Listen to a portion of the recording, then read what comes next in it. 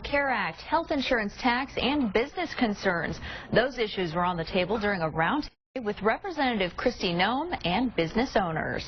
You can talk a lot about policy, but until people recognize the impact on businesses and what it does to families, especially in small and medium-sized businesses, they don't really understand what the ripple effects are into the economy. Since the Affordable Care Act rolled out, Representative Noem says she's been part of nearly a dozen bills to repeal it.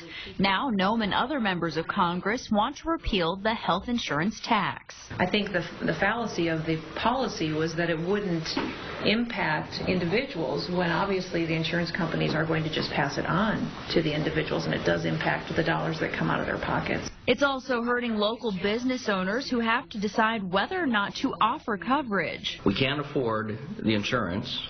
We can't afford the fine.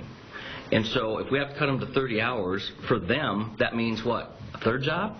And as a business, we look at it, we're waiting for the time where we just say, we're going to be done being the people who are going to figure out health care. Send everybody to the government and buy it, and let the people worry about it themselves. In June, the Supreme Court will weigh in on a case that could invalidate some state exchange sites, meaning more than 16,000 South Dakotans would have to pay a fine and lose their coverage.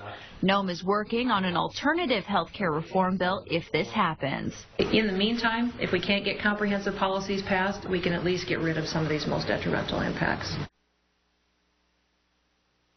Now, many of the local business leaders today say if the cost of health insurance keeps going up, they will have to cut back on benefits or employees or raise prices for their customers.